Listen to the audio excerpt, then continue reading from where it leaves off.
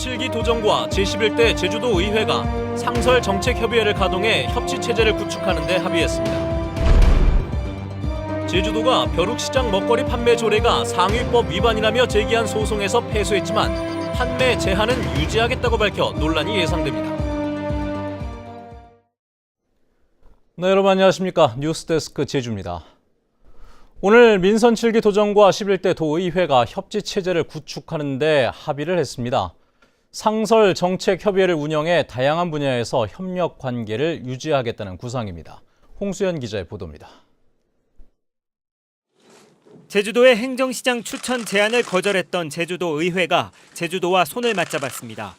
합의 사항은 크게 세 가지. 지방 분권 개헌과 지방자치제도 개편을 적극 추진할 것.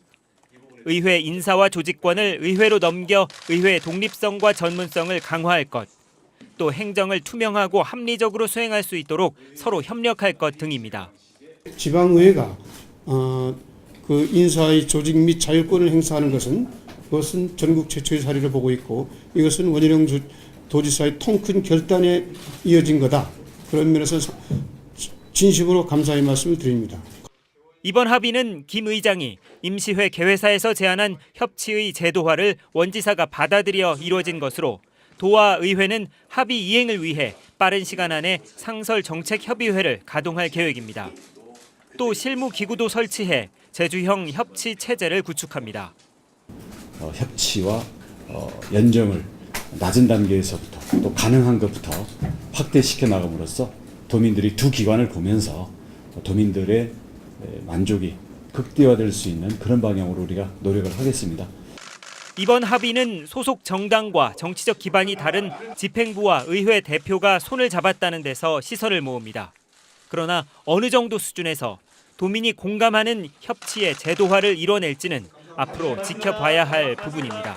MBC 뉴스 홍수현입니다. 녹지국제병원 수기영 공론조사위원회는 오늘 제6차 회의를 열고 오는 30일과 31일에 각각 제주시와 서귀포시에서 지역별 토론회를 개최하기로 결정했습니다. 이어 다음 달 중순에는 도민 3,000명을 대상으로 1차 공론조사를 실시하고 도민 참여단 200명을 모집해 수기 프로그램을 진행합니다. 수기 프로그램을 통한 최종 공론조사 결과는 오는 9월 중순쯤 도지사에게 제출될 예정입니다. 제주도 의회가 벼룩시장에서 먹을거리를 팔 수 있도록 조례를 만들자 제주도가 상위법 위반의 소지가 있다며 소송을 제기했었죠. 최근에 대법원은 도의회에 손을 들어줬습니다. 하지만 제주도는 여전히 판매 제한을 유지하겠다는 입장이어서 논란은 예상됩니다. 김찬영 기자입니다. 아기자기한 소품에 다양한 먹거리가 있어 젊은 층을 중심으로 인기를 끌어온 벼룩시장. 이용객이 증가하면서 도내에서 운영되는 벼룩시장은 30여 개로 크게 늘었습니다. 하지만 재작년 8월부터 제주도가 벼룩시장 내 먹거리 판매를 금지하자 크게 위축된 상황. 제주도는 벼룩시장 내 음식 판매는 건물이 없어 영업신고가 불가능하기 때문에 불법이라고 판단했습니다.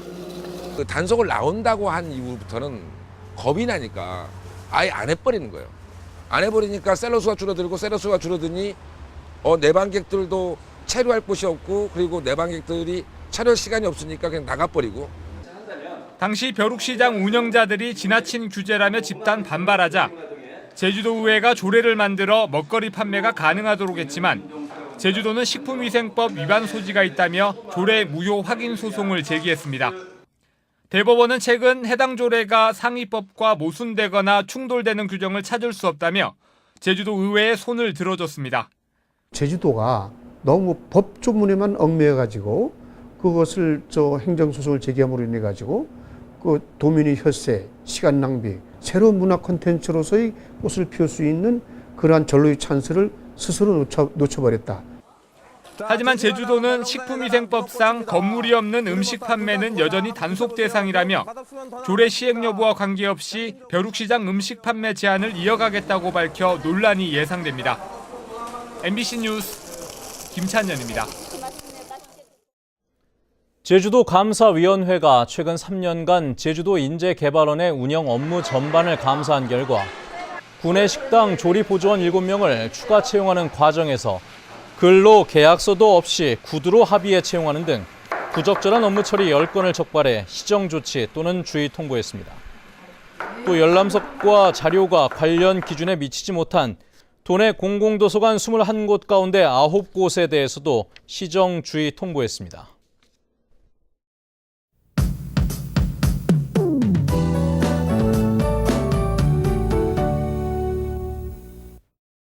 네, 주말인 내일도 무더위가 이어지겠습니다.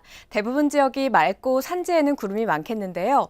남부 지역을 제외한 전 지역에 폭염주의보가 이어지면서 30도가 넘는 무더위도 이어지겠습니다. 나들이 계획 있으시다면 통풍이 잘 되는 시원한 옷차림 하시고요. 충분한 수분 섭취에 신경 써주셔야겠습니다. 모레인 일요일에도 맑은 하늘 보이겠습니다. 아침 기온 25도로 출발해서 낮 기온 33도까지 올라 평년보다 2도가량 높겠습니다. 다음은 자세한 지역별 날씨입니다. 더위가 맹위를 떨치면서 밤에도 더위에 열기가 채 식지 않고 있죠. 열대야가 나타나면서 내일 아침 기온 25도를 웃돌겠습니다. 낮 최고 기온은 30도 안팎으로 오늘만큼이나 후텁지근하겠습니다. 물결은 남해서부 먼바다에서 최고 2m까지 비교적 높게 일겠고요. 당분간 천문조에 의해 바닷물의 높이가 높은 기간이니 항해나 조업하는 선박은 각별히 주의하시기 바랍니다. 주간 날씨입니다. 다음 주에도 계속해서 무더위가 이어지면서 여름철 건강관리 각별히 신경 써주시기 바랍니다. 기상정보였습니다.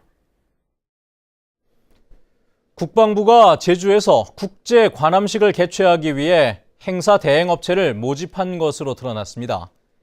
해군본부 국제 관함식 기획단은 지난달 15일 국방전자 조달 시스템에 2018 대한민국 해군 국제 관함식 대행 용역 공고를 내고 지난 4일 개찰했습니다.